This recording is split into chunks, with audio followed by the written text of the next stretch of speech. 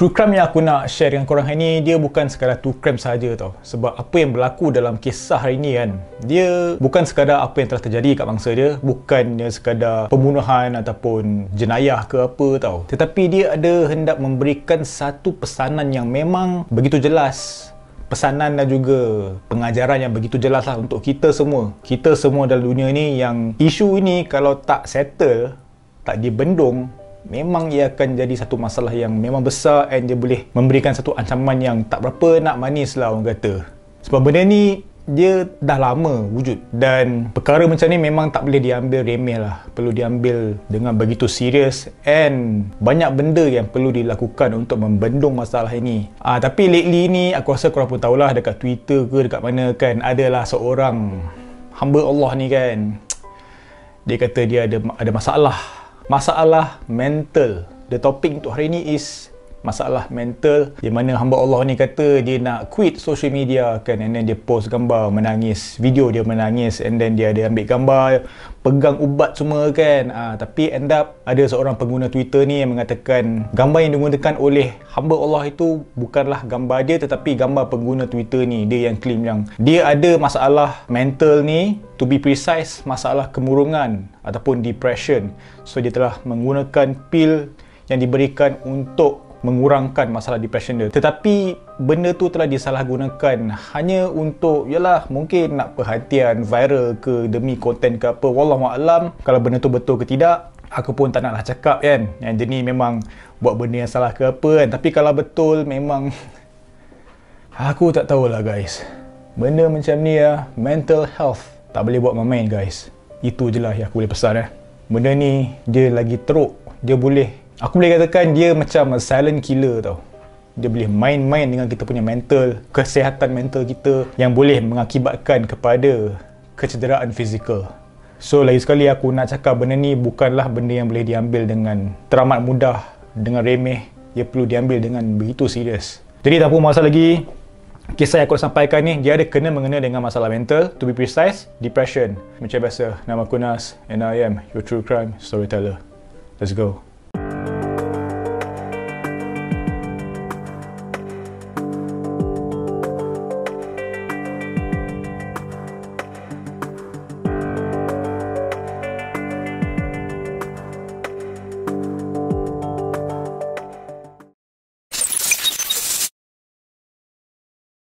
Ada statement ataupun persoalan, or maybe pepatah yang mengatakan, adakah kata-kata itu boleh membunuh, ataupun dalam bahasa Inggeris, can words kill? Ini adalah, aku boleh katakan, tajuk untuk kisah hari ini. Seorang budak lelaki yang bernama Conrad Henry Roy, ataupun nama pendek dia adalah Coco, dilahirkan pada tahun 1995. Pada asal dia, si Conrad ni dia memang seorang yang memang ceria, happy go lucky, tak ada masalah langsung tau. Memang orang kata dia tak ada buat hal lah time dia kecil semua kan. Memang really happy go lucky punya budak tau. Dan bukan itu sahaja, si Conrad ni pun dia memang aktif gila, aktif bersukan, terutama sekali dalam sukan baseball. Dekat US biasalah baseball kan memang famous gila. Dan pada masa yang sama, Conrad ni pun dia memang cemerlang dalam bidang akademik dia. Dia adalah seorang budak yang bijak dekat sekolah. Meskipun daripada segi luaran dia memang nampak sempurna guys, okay? Tetapi hakikatnya Conrad ni dia mula mengalami masalah kemurungan sebaik sahaja selepas ibu bapa dia telah bercerai pada tahun 2011. Kemurungan dia itu kan sampai ke tahap dia pernah ditahan di pusat psikiatri tau, disebabkan dia pernah melakukan beberapa percubaan untuk membunuh diri. Jadi dekat situ dia telah menunjukkan yang dia punya masalah kemurungan tu dah semakin kronik, which is not a very good sign lah. Petanda-petanda yang tak berapa nak manis, okay? Sebab takut apa-apa akan berlaku kepada dia. Sementara itu, seorang perempuan yang bernama Michelle Carter pula telah dilahirkan pada tahun 1996. Dia ni sama juga macam Conrad, dia ni memang aktif gila dalam sukan, and dia ni pun juga aktif dalam sukan baseball. Tetapi Michelle ni bagaimanapun dia mempunyai penyakit eating disorder ataupun gangguan makan, dan sama juga macam Conrad, dia juga mempunyai masalah kemurungan. Sejak dari kecil lagi kan, si Michelle ni dia telah diberikan ubat oleh pihak psikiatri bagi mengawal penyakit dia tu tau. So dekat sini kita akan menceritakanlah tentang dua individu yang mempunyai masalah mental ataupun masalah kemurungan. Jadi nak dijadikan cerita, si Conrad dengan Michelle ni kan, mereka telah mula berkenalan pada tahun 2012 sewaktu sesi melawat saudara mara mereka. So dekat situ mereka telah pun berkenal-kenalan, bertukar nombor telefon dan juga selalu berhubung melalui Facebook dan juga membalas email masing-masing. Dan jarak antara rumah Conrad dan Michelle ni tak adalah jauh sangat tau. Dalam lingkungan 56 km macam tu lah. Kalau bawa kereta dalam setengah jam je lah. So tidak mustahil lah kalau mereka hendak berjumpa kan, nak dating ke, pergi makan ke apa kan. So pada awal perkenalan mereka tu, semua dia memang elok saja guys, memang baik-baik sahaja tau. Masing-masing sering bertanya khabar antara satu sama lain. Dan lama kelamaan, Conrad dan juga Michelle mereka saling berbalas dalam satu sesi luahan perasaan. Diorang dah mulalah tangkap feeling kan, tangkap cinta-cintun kan. Namun sepanjang tempoh perkenalan pasangan itu kan, mereka berdua dikatakan hanya pernah berjumpa sebanyak 3 kali sahaja tau. Dan selain itu, tiada langsung gambar mereka berdua yang bersama dalam telefon masing-masing. Dan kemudian selepas sekian lama mereka saling bermesej-mesej, saling menghubung-hubungi kan. Si Conrad ni dia semakin berani untuk meluahkan hasratnya kepada Michelle yang mengatakan yang dia mempunyai satu hasrat untuk membunuh diri. Bukan sekali dua guys, tetapi berkali-kali weh. Jadi apa yang dikatakan oleh Conrad kan, dia kata yang terdapat suara yang selalu berbisik dekat telinga dia tau. Berbisik untuk menyuruhnya berbuat sedemikian. Maksudnya bunuh diri lah dekat sini kan. Dan pada time tu bila si Michelle ni dapat tahu, dia memang marah lah. Dia marah dan juga menghalang tau untuk Conrad buat macam tu lah. Macam ya apa pasal kau dah bunuh diri kan. In fact Michelle pun dia ada bagi tahu dekat Conrad. Dia kata yang kau jangan lah buat macam tu kan. Kau boleh tak jangan fikir bukan kan. Cuba jangan buat benda-benda yang bodoh. Fikir sikit pasal keluarga kau ni. Kalau kau ada masalah macam ni, pergilah minta bantuan ke sesiapa kan. Aku ada, keluarga kau ada, pergilah minta tolong. Kau jangan fikir bukan-bukan macam ni weh. Itu yang dikatakan oleh Michelle kepada Conrad tau. Walau bagaimanapun, perangai Michelle ni dia telah berubah secara drastik pada bulan Julai tahun 2014. Dekat sini dia dah mula menasihati dan juga memberikan motivasi kepada Conrad untuk membunuh diri.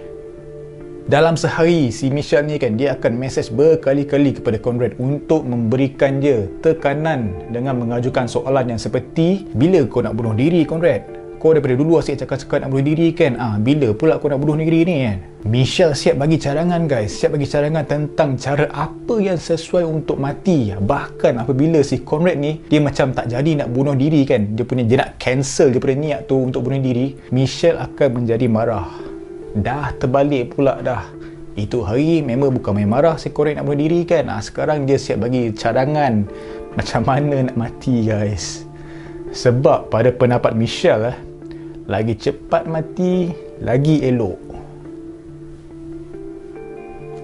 Nak dipendekkan cerita, pada 13 Julai tahun 2014, Conrad Henry Roy yang berusia 18 tahun telah ditemui mati akibat bunuh diri dalam kereta yang diletak di kawasan parking di sebuah kedai runcit. Dan punca kematiannya adalah dengan melepaskan gas karbon monoksida di dalam kereta dia itu. Dia hanya biarkan aircon on tanpa membuka tingkap. Itu semua bahaya, okay guys. Kalau yang mana jenis suka lepak dalam kereta, main phone semua kan, kalau nak lepak dalam kereta, buka aircon, at least buka tingkap sikit, ada sikit oksigen masuk. Kalau carbon monoxide ni dah penuh dalam kereta kau kan, kau pun hidu kan, boleh padam mat. Memang bahaya guys. Jadi apakah yang berlaku kan sebelum sahaja Conrad mati dalam kereta dia kan? Apa yang dikatakan dalam kisah ni pada waktu sebelum kematian Conrad, dia ada berborak dengan si Michelle melalui telefon tau. Jadi menerusi perbualan mereka itu, Conrad dia ada beritahu bahawa dia berada dalam ketakutan untuk membunuh diri. Mungkin je lah, dia pun tak tahulah, tak ready ke apa, mestilah takut kan, kau dah ambil nyawa kau sendiri weh. Dan pada masa yang sama, Conrad pun dia keluar dari kereta tau. Dia beritahu yang Michelle dia takut nak bunuh diri and dia keluar daripada kereta. Tetapi pada time tu si Michelle ni pula kan, dia telah membalas kepada Conrad, dia mengatakan, Conrad, kau masuklah kita balik, yang kau keluar balik dah apa hal, kata nak bunuh diri kan, baik kau masuk kereta sekarang. Kau nampak tak si Michelle betapa setannya perbuatannya kan. Dia boleh mendorong si Conrad untuk bunuh diri tau. Dan untuk si Conrad ni, dia pun aku je lah dengan si Michelle tu, and dia terus masuk semula ke dalam kereta dia. Dan tak lama kemudian dia terus menemui ajal dia. Kes ni sememangnya telah mencetuskan kontroversi yang agak besar dekat Amerika Syarikat tau. Ini berikutan dengan persoalan kes sama ada Michelle adalah punca sebenar yang menyebabkan Conrad membunuh diri. So dekat surat khabar dekat sana kan, terpampang tajuk dekat surat khabar sana yang bertulis "Can words kill?" Adakah kata-kata boleh membunuh? Jadi menerusi perbicaraan kes, pihak mahkamah akhirnya memutuskan bahawa Michelle yang didapati bersalah atas kesalahan pembunuhan sukarela telah dijatuhkan hukuman penjara selama 2 tahun setengah, diikuti dengan hukuman percubaan ataupun probation selama 5 tahun. Namun pada tahun 2019, hukuman penjara Michelle telah dikurangkan kepada 15 bulan sahaja. Bagaimanapun, pada awal tahun 2020, Michelle dia telah dibebaskan awal daripada tempoh sepatutnya atas alasan berkelakuan baik di dalam penjara. Macam mana kan keluarga Conrad pada time tu ibu bapa dia yang telah bercerai kan, tahu-tahu anak dia dah bunuh diri kan. Aku just tak boleh imagine. Yes, kisah ini memang agak ringkas, tetapi dia punya pesanan di sebalik segala kejadian dalam kisah ni kan, memang pengajarannya memang begitu jelas guys, di mana mental health ni memang tak boleh buat main-main tau. Masalah depression, masalah anxiety, panic attack, semua benda-benda ada berkaitan dengan kita punya kesihatan mental kan, memang tak boleh buat main-main tau. But still, ada setengah orang yang hendak menggunakan isu ni, gejala ataupun masalah ni untuk meraih perhatian dan sebagainya bila dia tak ada pun benda tu. Just imagine kepada orang yang sedang melalui fasa masalah ataupun gangguan mental ni, macam mana diorang nak terima dengan perbuatan orang yang macam ni tau. So that's why ramai gila orang cakap, tak kisahlah influencer ke, artis ke, orang biasa ke, psikiatri ke, orang counselling ke apa kan, dia cakap mental health ni tak boleh buat main-main. Sebab dia punya akibat dia kalau tak dibendung ataupun tak dikawal, memang teruk guys akibat dia. So aku pun tak tahulah kalau kes yang viral sekejap dekat Twitter ni kan, agak kecoh kat Twitter ni, yang ada seekor makhluk ni kan, dia nak main-main dengan meletakkan gambar pil yang bukan gambar dia pun, siap menangis-nangis cakap nak keluar dari sosial media. Aku just tak boleh nak digest guys. Yes, kalau ada masalah, dapatkan bantuan, dapatkan pertolongan daripada keluarga, sahabat, jumpa dengan pihak-pihak yang berwajib, pergi jumpa psikiatri ke, psikologis ke, counselling ke, jumpa doktor dulu ke, dan doktor akan memberikan nasihat kau patut jumpa siapa kan.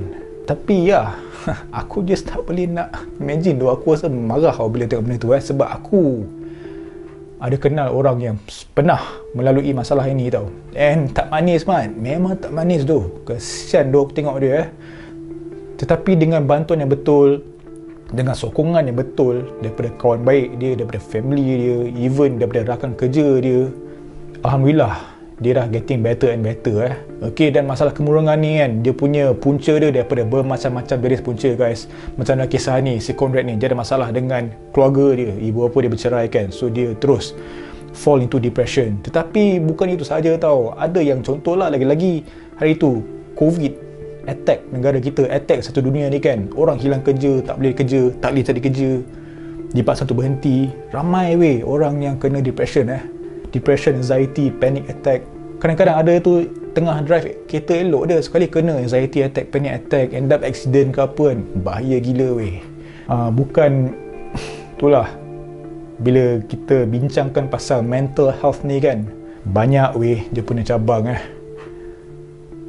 So that is why ia adalah satu benda yang teramatlah serius, yang tak boleh ambil remeh langsung So dekat sini apa yang aku boleh pesan lah tak kisahlah sama ada korang sendiri ke ataupun korang kenal sesiapa sahaja yang mengalami masalah kemurungan, depression, anxiety, semua masalah mental, gangguan mental ni kan, yang boleh sampai ke tahap mempunyai kecenderungan untuk buat bukan-bukan bukan sahaja bunuh diri tapi benda-benda yang lain juga. Please bantu mereka. If kau tak boleh nak bantu diorang, hubungi pihak yang sepatutnya. So that mereka boleh diberikan bantuan yang sewajarnya. Sebab kadang-kadang bila diorang melalui fasa macam tu kan, kita pun tak tahu, diorang pun silap tak tahu nak buat apa, nak pergi ke mana, nak jumpa siapa. Sebab hanya diorang sahaja tahu betapa seriusnya keadaan mereka pada time tu So itu sajalah untuk konten aku hari ni and memang banyak gila pengajaran lah, even though it's just a simple topic tetapi dia punya pengajaran dia tu kan, it goes a long way. Jadi aku nak cakap terima kasih sebab tengok video ni berawal sampai habis. Memang berbeza gila daripada topik-topik yang lain, tapi ini adalah satu awareness, satu kesedaran yang aku nak sampaikan kepada korang lah. Korang pun ada kawan baik, korang pun ada family yang rapat, orang-orang yang kau sayangi kan. So this is a serious matter. Mental health awareness is very very important dan tak boleh dibuat main. I will see you in the next premiere. Jangan lupa untuk subscribe, like, share dan juga tekan the bell notification. As always, never stop creating. Assalamualaikum. Stay safe, stay healthy guys. Take care.